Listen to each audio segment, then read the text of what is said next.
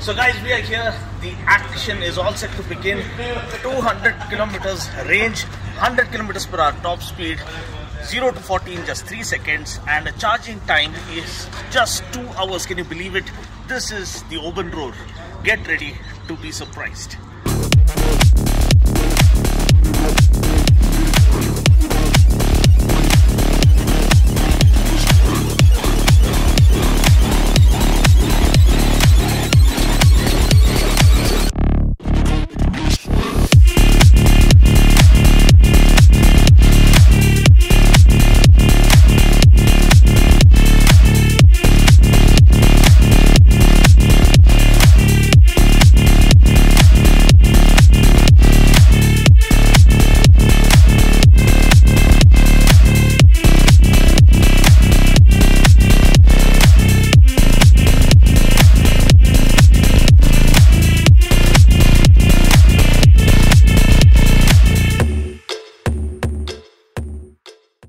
Hello there guys, welcome to Dino's World. I am right in the middle of a racetrack. This is the Meko Racing go-karting track in Bengaluru, and parked right behind me is the Oben Rorr. Now the name itself suggests that the king of the jungle has arrived.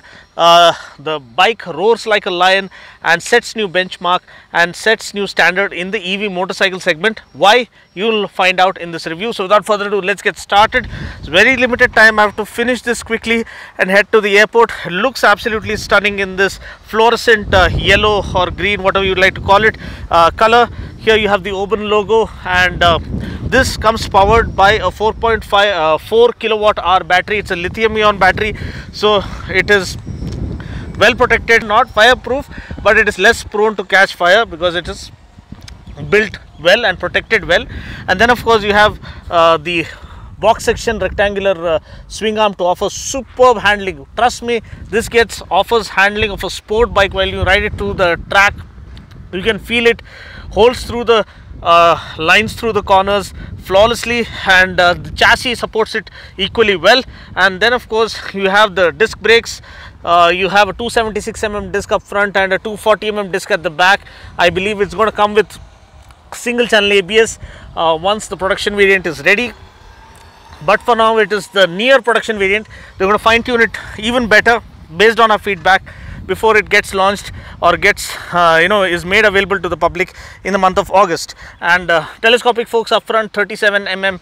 The design looks super kick-ass, nice muscular street fighter design. They want to give you the experience of a Pulsar. That's the statement made. A Pulsar has been India's favorite sport bike. So now they want to give you a proper sport bike feel, not just an electric bike or electric vehicle feel. They just don't want to offer you a tablet or a phone with wheels attached to it. They want to give you a proper motorcycle kind of a rush and intensity that you come expecting. Up front, LED headlamp, LED DRL, LED turn indicators look neatly integrated. You have the rear brake right over here and the front brake right over here with brake fluid reservoirs right next to them. The handlebar looks very well set. The ergonomics are perfectly set for city commuting, so you can keep riding all day long. The seat is more sport bike-ish, so the rider gets nice room. Pillion not much, so I have given this feedback. Maybe they'll offer slightly longer seat and better quality. Now this foam is good, but the texture of the seat could be better, so maybe double stitching, a little bit of Alcantara kind of finish could make it enhance its overall premium feel. Then you have the tail lamp integrated right over here. I'll try and start this. Let us see. This is the startup animation. Another thing, the TFT console is a color TFT console. It isn't all that bright. I'll give you another shot of this. That is also going to change, and it's going to offer brighter, vivid colors and display once the production variant is ready. Talking about the switches, you have I-beam flasher and the light switch right over here, turn indicators, engine kill switch, and the mode changing button. This is the button to change the mode. So all you need to do is open this port up. You have the charging cable, pull it out and charge it, and you can carry this charging unit and cable along with you. Nothing to worry about forgetting the charger elsewhere. And integrated The integrated tail lamp looks neatly put together, but I believe they can come up with a better design. So that is a feedback I've given. And the tires are C8 tires. You get a 130 section tire at the back and a 110 section tire up front. So nice wide tires offer supreme road grip. Here you can see the fellow auto junkies testing it through the track. You have Strel actually pushing it to the limits. I'll just give you a glimpse. Really going hard on this. Look at the corner angle they are carrying, almost scraping the foot peg. So it gives you lot of confidence to push it through its limits. Now the most important thing when it comes to EVs, the charging time, the battery capacity, the range and the top speed. These are 4 important factors. So let's talk about them. First of all, battery capacity. I've already told you battery capacity is 4.4 kilowatt hour battery. Top speed is 100 kilometers per hour. 3 riding modes as usual. You have the Eco, City and you have Havoc mode. Meaning of Havoc is creating, havoc, wreaking havoc means going crazy on the road. So that is what the Havoc mode does in reality. So 3 different sport mode, 3 different riding modes and 3 different range and top speed options. So the top speed is 100 kilometers per hour in the Havoc mode, and in the Havoc mode the range is actually close to 100. It's between 95 to 100, and that is really impressive, because with a top speed of 100 kilometers per hour, being able to offer range close to 100 kilometers is phenomenal. Then you come to the City mode, where the top speed goes up to 75 kilometers per hour. Top speed is 75 kilometers per hour and the range goes up to 120 kilometers range in real world conditions. So that is phenomenal. And in the Eco mode, the actual claim with ideal riding conditions is 200 kilometers is what they are claiming in the Eco mode. But in city conditions with a lot of mixed riding conditions, they are saying nothing less than 150 kilometers range in real world. So in the Eco mode, with a top speed of 50 to 55, speedo indicated 55 kilometers per hour, you get close to 200 kilometers in the ideal riding conditions, and in normal city mixed riding conditions it is supposed to offer 150 kilometer range, and that is the icing on the cake. And the most important thing is the charging time. It takes just 2 hours to charge fully. Believe it or not, just 2 hours to charge fully, and the price is 124,999 here in Bengaluru, which is close to 1,25,000. So how much price it's going to be in Hyderabad, that you will know once it is launched, because that depends on state subsidy. In Mumbai it was close to 99,000 this thing ex-showroom in Mumbai, until the slab changed, I believe, or got updated recently, but that is depending purely on the state subsidy. But here in Bengaluru it is close to 1,25,000 rupees, and maybe in Hyderabad it will be announced soon. Talking about the charge cycles, they are claiming around 1500 charge cycles for this one, and of course seat height is around 800 mm maybe, and ground clearance is 200 mm ground clearance, and they have shown us footage of water wading capabilities and everything else. So it is really good. Now talking about the ride feel, let us hit the road and see how it handles in this short but technical racetrack right here in Bengaluru. So vehicle on, get that animation thing and all. Okay, turn on the kill switch. Now you are in neutral mode. Now follow me carefully. Press this brake. This button. This button, go. Done. Okay. Then press this. Press this button. Kill the switch. City. Okay. You don't need to press the brake to turn from eco to city. You can probably press the button directly. वही बोल रहा कि on the move. Okay. ठीक है. What is the battery percentage now? 100. It is 100%. 100%, and it shows 150 kilometer range. Me and Prakash are here, so you can see the Oben is up and running. Oben Electric, Oben Rorr, and this is the Havoc mode, where it's going to go absolutely wreak havoc on the track. And then you have the City mode. Here it says 120 kilometers, and in the Eco mode, in the Eco mode it shows 150 kilometers range, which is phenomenal for the kind of bike it is, and it offers top speed of 100 kilometers per hour, charging hour of just 2 hours for full charge. And first we are starting in the Eco mode. It's all about how it rides. Seat is nice and comfortable. In the eco mode, the speed is limited to 50 kilometers per hour. So you're gonna get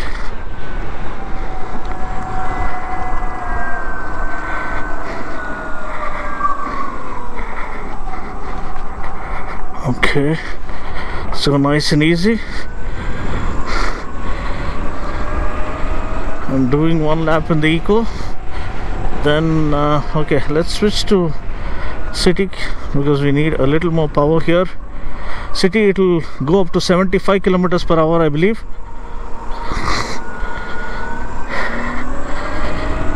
Okay, and in the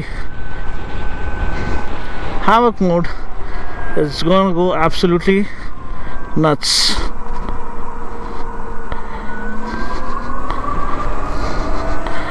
Okay, in the havoc mode, feels a lot more confident. This feels like a proper motorcycle. Chassis is well orientated. Off we go into the long straight, and let's see how much speed we can carry here. Going up to 70 while pushing it to the limit. Okay, how much? Come on, man. Okay, so you can hit 80 max.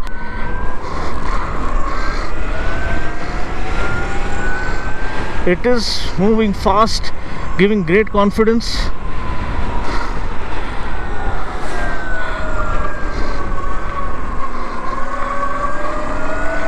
Off we go. The havoc mode, far more confident, proper motorcycle वाला feel आ रहा है.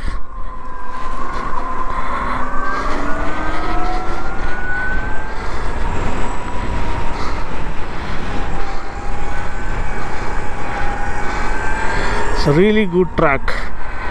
You get a feel of a motorcycle more than sufficient. This kind of a motorcycle.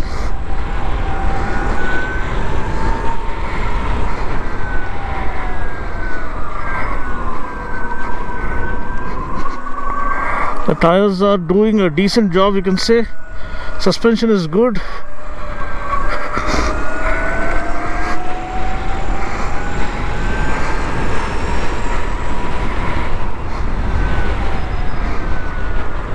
Just gotta be a little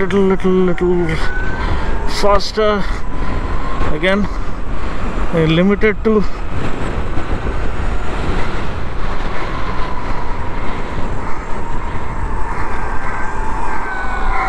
the brakes are really good. It's giving you great confidence to brake a little late.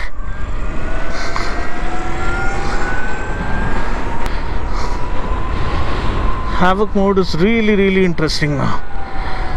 Okay, so let's settle down now. We've had a couple of hot laps and let's talk about this. The ride quality is really good. Let's switch down to city now. So you can see the on-off throttle transitions are pretty neat, and mind you, this is not the actual finished product. This is just a prototype, kind of a prototype or a finished prototype, and there are going to be a little more improvements to the TFT console because it is not as bright as it's supposed to be.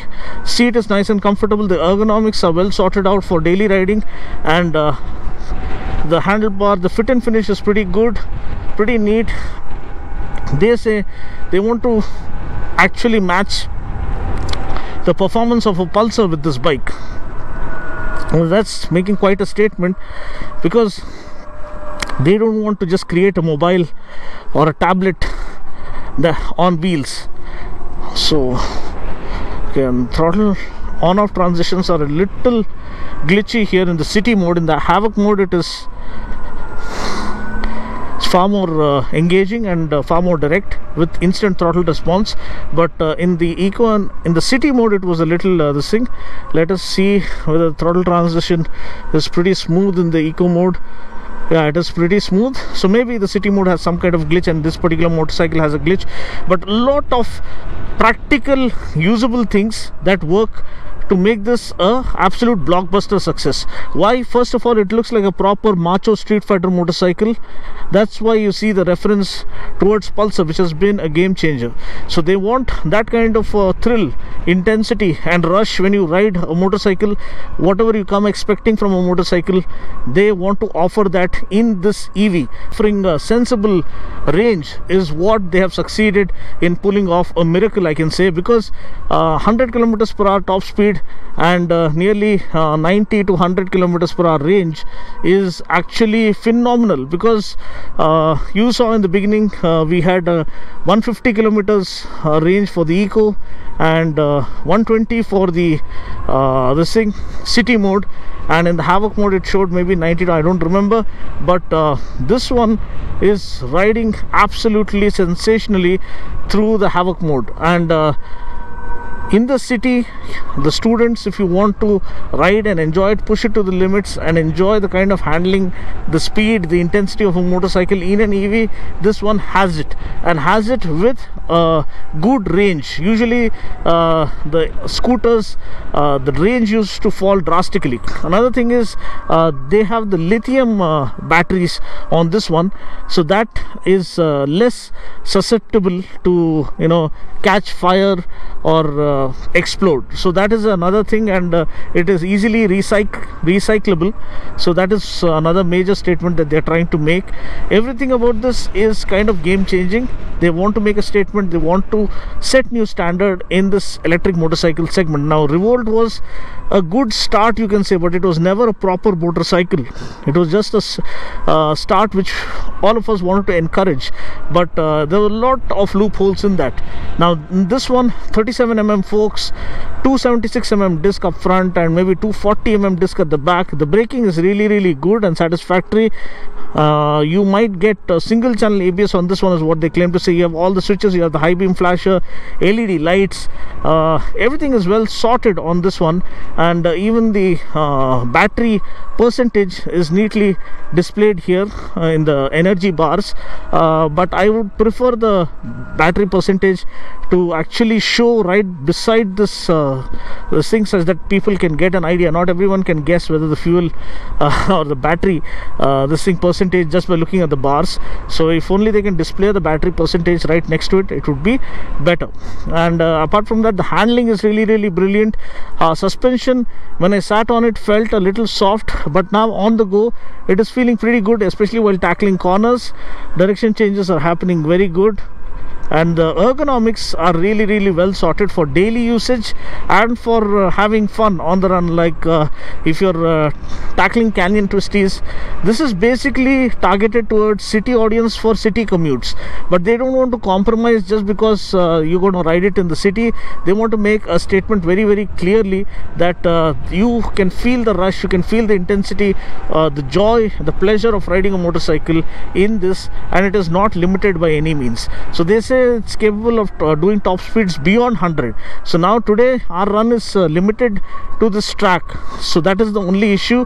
If they had given the bike out for a few minutes, I would have definitely tried to test the top speed run on this one, but apart from that, everything else seems to work together. For now, the initial impressions are very impressive. So thanks for watching. I'll catch you guys in the next video. Until then, take care, God bless, and ride safe.